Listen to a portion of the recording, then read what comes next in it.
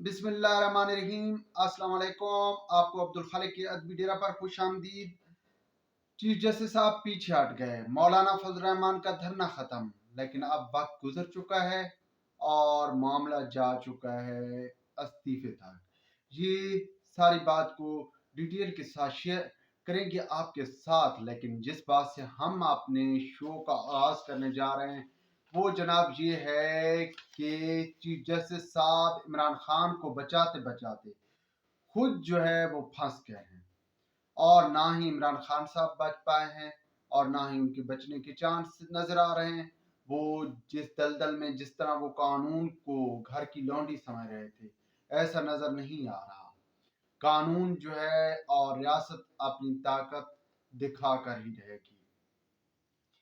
बात कुछ यूं थी कि मामला शुरू हुआ था जीएम डोगर के केस पे कि इलेक्शन कमीशन ने जो उनका तबादला था, वो ट्रांसफर था, वो गैर कानूनी था, और उस ट्रांसफर की बुनियाद पर जब वो इलेक्शन कमीशन को तलब किया गया था, चीफ को तलब किया गया था, तो वहां पे मोअज़्ज़ज़ जस्टिस साहब ने कहा कि आप इलेक्शन क्यों नहीं करवाते, मामला तकर्रुर और तबादले का था।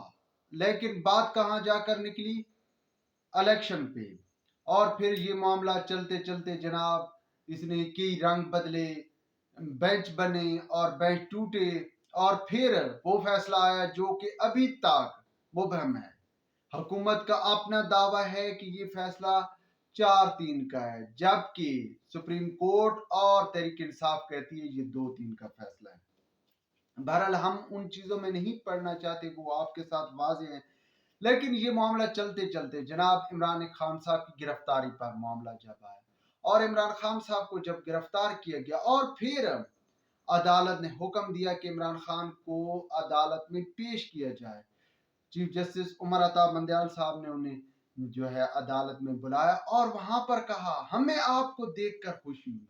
अब आप अंदाजा लगाइए किसको कहा जा रहा है, एक उस शख्स को जिस पर बेपनाह मुकदमात दर्ज हैं और अभी तक उन मुकदमात में जो है उसको किसी मुकदमे में बरी जिम्मा करार नहीं दिया गया। 60 अरब रुपए की करप्शन अलकादिर ट्रस्ट केस में उसे गिरफ्तार किया गया, और जनाब चीफ जस्टिस साहब कह रहे हैं कि हमें आपको देखकर खुशी हुई। अच्छा, यहाँ पे वाज़ेह नजर आ रहा है कि भाई मामला कहीं और है, कुछ कहीं न कहीं और तारे मिल रही हैं, कुछ और है, कुछ कहीं न कहीं फैन फॉलोइंग है या कुछ झुकाव है, ये वाज़ेह नजर आ रहा है। क्योंकि भाई एक तरफ बलोचों को लापता किया जाता है, सराइकियों को लापता किया जाता है, सिंधियों को लापता किया जाता है, पश्तूनों को लापता किया जाता है। कभी अदालत मुतलका लोगों को नहीं बुलाती कि भाई वो कहाँ गए, कौन खा गया, जमीन खा गई, आसमान खा गया। और उस शख्स को देखकर खुशी महसूस हो रही है जो कि मुल्क के अहम तरीन अदारों पे हमला कर रहा है, सरकारी अमलाक को नुकसान पहुंचा रहा है, उसके फैन फॉलोअर्स हैं। कौन है, तहरीक इंसाफ वाले। कौन जिम्मेदार है, इमरान खान है। ये जो ऑडियो आई है उसके मुताबिक यही लोग हैं भाई। और वो जो सरकारी और फिर मिलिट्री के अदारों पे हमला किया जा रहा है। अब मिलिट्री पर एक वक्त था कि तालिबान हमला करते आए हैं, तहरीक तालिबान पाकिस्तान वाले, और अब जनाब जी जो है तहरीक इंसाफ वाले हमला कर रहे हैं। मतलब दोनों के जो हैं वो वहां पर भी कुछ आपस में मामलात मिलते जुलते, और यहाँ पर भी मामला जनाब मिलजुल रहे हैं कि अटैक भी कर रहे हैं। और फिर अदालत कह रही है कि जनाब हमें आपको देखकर खुशी हुई। और फिर वही होना था, मैंने अपने वीलाग में भी, एक पिछले वीलाग में आपके साथ अर्ज भी किया था कि इमरान खान साहब की फौरी तौर पर जमानत हो जानी है। ये तो 2-3 दिन जो शहबाज शरीफ या गवर्नमेंट ने या कानून नाफिज करने वाले अदारों ने अपनी कस्टडी में रखा, ये इनकी बहुत बड़ी जो है जुर्रतमंदी है। वगरना इमरान खान के सहूलतकार हर जगह और हर जो है अदारे में बैठे हैं और इमरान खान के लिए रास्ता हमवार करने की कोशिश कर रहे हैं। क्यों? क्योंकि भाई नोट मिलते हैं, लंबे लंबे नोट मिलते हैं। तो भाई अब चीफ जस्टिस साहब ने उनको जमानत भी दे दी, वहां ये भी कह दिया कि हम आपको देखकर खुशी महसूस हुई, और फिर मर्सिडीज की पे बैठाकर उनको रवाना भी कर दिया गया। اچھا، اب جناب یہ سارا کچھ جب دیکھا گیا اور دوسری جانب 14 تاریخ کے الیکشن کی بھی ڈیٹ تھی کہ 14 مئی کو الیکشن ہونے ہیں. الیکشن تو خیر نہیں ہونے تھے، وہ تو بڑے گھر نے بر وقت انٹری مار دی تھی. ہم نے اس وقت بھی عرض کیا تھا کہ الیکشن بھول جائیں بھائی، تو الیکشن وہی ہے کہ الیکشن نہیں ہونے.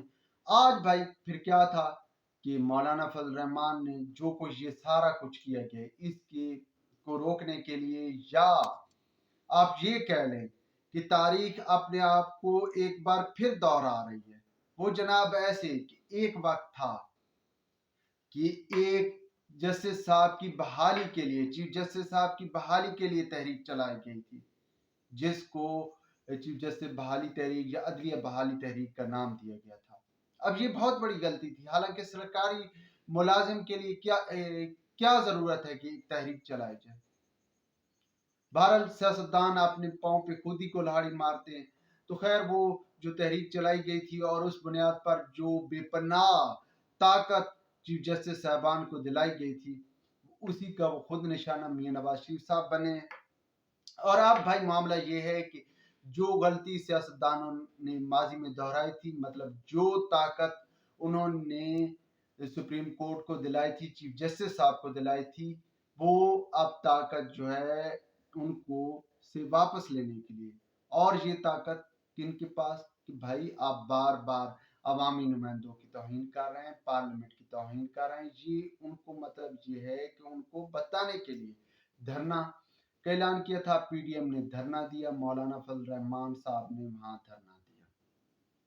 اب دھرنے کی یہی صورتحال تھی کہ بھائی یہ چلے گا لمبا چوڑا، لیکن چونکہ پی ڈی ایم خود گورنمنٹ میں ہے تو دھرنا نہیں چلنا تھا. بہرحال یہ آ چکا ہے کہ اب چیف جسٹس صاحب کے سامنے دو راستے.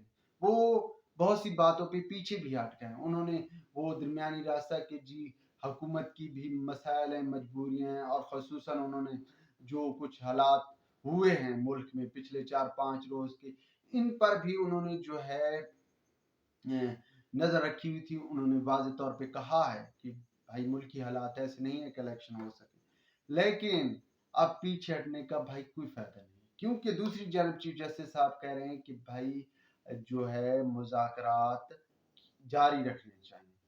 کیوں بھائی؟ کس شخص سے؟ پھر آپ جو ہے وہ تحریک طالبان پاکستان کے سیاسی ونگ سے آپ مذاکرات کے لیے کہہ رہے ہیں. لیکن اب جناب نہ ہی مذاکرات ہونے اور نہ ہی جو ہے وہ چیف جسٹس صاحب نے مزید اپنے عہدے پر رہنا ہے. ان چیف جسٹس صاحب کے جو حالات بن چکے ہیں، ان کے پاس صرف دو ہی آپشن ہیں. یا تو وہ خود کو اپنے آپ سے کو جو ہے وہ سپریم کورٹ سے علیحدہ کر لیں، ریزائن کر دیں، یا پھر دوسرا وہ ادھر سے پارلیمنٹ سے بھی آ چکا ہے معاملہ، وہاں بھی کمیٹی بن چکی ہے اور چیف جسٹس صاحب کے خلاف جو ہے وہ ریفرنس جانے والا ہے. اور بھی لوگ شامل ہیں، اور یہ ریفرنس آپ جانتے ہیں کہ جن لوگوں کے خلاف ریفرنس جائے گا وہ تو اس کیس میں نہیں بیٹھیں گے. باقی سینئر جو جسٹس صاحبان ہیں وہ اس ریفرنس کو جو ہے وہ سنیں گے. تو بہرحال معاملہ یہ ہے کہ چیف جسٹس صاحب کے لیے مشکلات بڑھ چکی ہیں. اور جیسے کہ میں نے میلاد کے شروع میں عرض کیا تھا کہ عمران خان کو بچاتے بچاتے خود جو ہے چیف جسٹس صاحب پھنس چکے ہیں. اور یہ جو دھرنے کا آغاز ہے یہ معاملہ آگے تک جائے گا. ابھی صرف سیاستدان دھرنا دے رہے ہیں، سیاستدان نکلیں، اور کل کلام کو میں بھی پاکستان بار کونسل یا وکلا تنظیمیں بھی باہر نکل آئیں، اس کے بھی چانس موجود ہیں. ویورز اب تک کے لیے اتنا ہی کافی. ویلاگ کے بارے میں اپنی رائے سے ضرور آگاہ کیجیے گا. خدا حافظ.